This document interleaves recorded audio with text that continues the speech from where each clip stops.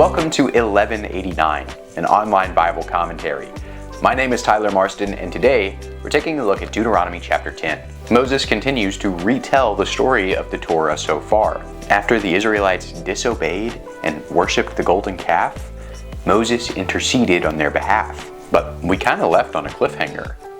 Will God destroy the people and start over? Or will he forgive the people and renew the covenant with them? Here, Moses retells the story of the latter happening, along with an invitation to not take that grace for granted. Being in a relationship with God requires a change in our hearts, one that serves the purpose of making us more like Him. At that time, the Lord said to me, "Cut out for yourself 2 tablets of stone like the former ones, and come up to me on the mountain, and make an ark of wood for yourself. I will write on the tablets the words that were on the former tablets which you shattered, and you shall put them in the ark." So I made an ark of acacia wood, and cut out 2 tablets of stone like the former ones, and went up on the mountain with the 2 tablets in my hand. He wrote on the tablets, like the former writing, the 10 commandments which the Lord had spoken to you on the mountain from the midst of the fire on the day of the assembly. And the Lord gave them to me. Then I turned and came down from the mountain, and put the tablets in the ark which I had made, and there they are, as the Lord commanded me. God chose to forgive the people, and this is symbolized by rewriting the 10 Commandments on a new set of stone tablets. Even when Israel disregards their covenant, when they shatter their relationship with God, God is going to continue being who He is, and that is faithful and merciful. And so God tells Moses to put these 2 stone tablets into a wooden box that will eventually become the Ark of the Covenant. In the tabernacle, the ark was placed behind the veil in the most holy place, representing how God's glorious Spirit was living in the camp with these people. And all of that was contingent on the merciful covenant that God had made with them. Now the sons of Israel set out from Beeroth Benejacan to Moserah. There Aaron died, and there he was buried, and Eleazar his son ministered as priest in his place. From there they set out to Gudgodah, and from Gudgodah to Jotbathah, a land of brooks of water. At that time the Lord set apart the tribe of Levi to carry the ark of the covenant of the Lord, to stand before the Lord, to serve Him and bless in His name until this day. Therefore Levi does not have a portion or inheritance with his brothers. The Lord is his inheritance, just as the Lord your God spoke to him. And we get an aside describing what happened next, especially among the priests and Levites. Aaron, who was Moses' brother and the high priest, died on the way to Canaan, and his office was taken up by his son Eleazar, which we remember from Numbers 20. On top of that, the entire tribe of the Levites were consecrated to be servants to their cousins, the priests. They were selected to be responsible for the Ark of the Covenant and for the rest of the tabernacle, according to Numbers 3. And for that reason, the tribe of Levi will not inherit a piece of land in Canaan. They'll inherit the dwelling place of God Himself. And that means that they'll be scattered throughout the land, dispersed among the 12 tribes. All of Israel will have the opportunity to make sacrifices to God and worship Him and be led by the priests. I, moreover, stayed on the mountain 40 days and 40 nights like the first time, and the Lord listened to me that time also.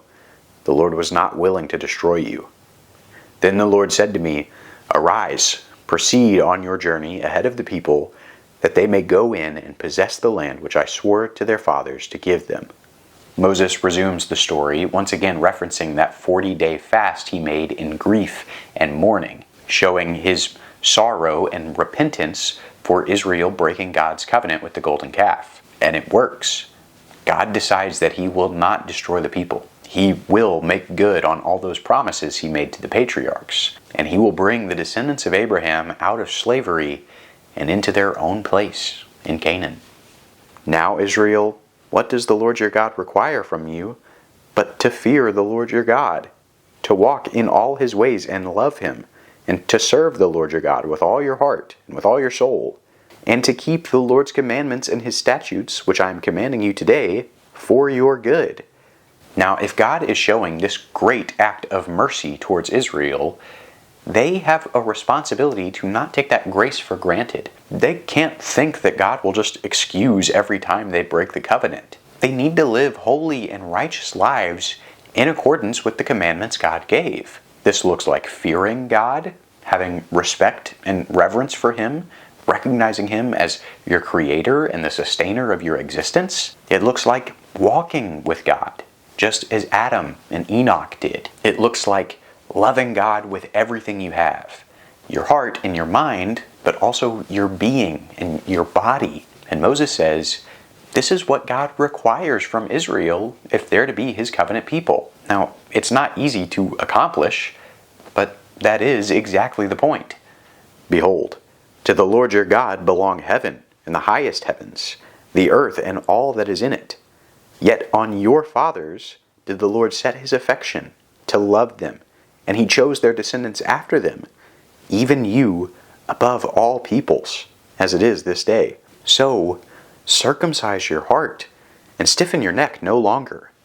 Make no mistake, Moses says, God is not just the God of Israel. He is the God of all the heavens and all the earth. He's the God of the whole universe and everything and everyone in it. And yet, He chose you. Moses says He chose the people of Israel then, and through Jesus' covenant with us, He has chosen us. This is all the more reason to show humility and to listen and obey His commands. And Moses uses this colorful language of having a circumcised heart. Remember that the physical act of circumcision was a marker of being a part of God's covenant people according to Genesis 17. Admittedly, it's a weird metaphor, but the point is, the external circumcision was always supposed to represent a repentance and an obedience that was happening inwardly. And that's not a New Testament invention. That's true even here in the Old Testament. In fact, the prophet Jeremiah uses the same language in Jeremiah 4.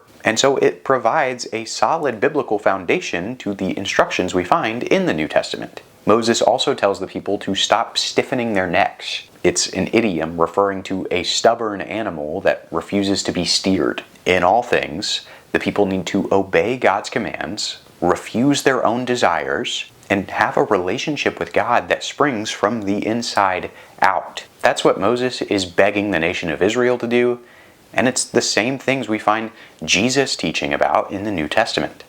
For the Lord your God is the God of gods, and the Lord of lords, the great, the mighty, and the awesome God, who does not show partiality, nor take a bribe. He executes justice for the orphan and the widow, and shows His love for the alien by giving him food and clothing. So, show your love for the alien, for you were aliens in the land of Egypt. Once again, God is described as a God who's above all the other gods, a Lord who is above all the other lords. And this will end up prompting His famous title from Revelation 17. And in spite of His glory and honor, He also cares for the vulnerable and the oppressed. We've seen that to be true often through the biblical story. If God cares for widows and immigrants, if God refuses to take bribes from the rich, then Israel needs to do the same. And we, by extension, through the adoption of Jesus Christ, also need to do the same. After all, we're supposed to be His images. We are supposed to look like Him. Israel then, and the church today, we're called to be priests to the rest of the world. Our purpose here on this earth is to show all the rest of creation what God looks like, to show them who He is. You shall fear the Lord your God.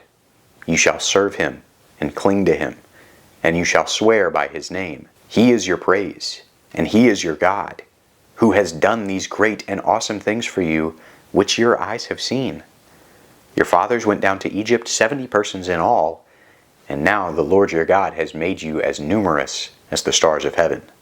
Moses ends this chapter begging the Israelites to grab a hold of God and His covenant and not let go. For all the great things He's done in this nation so far, liberating them from slavery, protecting them in the wilderness, multiplying them as He said He would do. Israel should know that He's got great things planned for them in Canaan, in the Promised Land. And that is the same promise that we have today while we're awaiting the land that's prepared for us. And so here in this chapter, we're meant to reflect on God's mercy and forgiveness in how he renewed the covenant with Israel. He is perfectly high and mighty and exalted above every other God and Lord, and yet he has grace in his heart for his people. Recognizing this requires a change in the hearts of his followers. We are called to change our minds and attitudes and behaviors in order that we can emulate him. And that includes doing things like taking care of social outcasts, like widows and orphans and immigrants. Doing all these things is what walking with God looks like. Thanks for watching 1189. I hope that you have a good day, and God bless.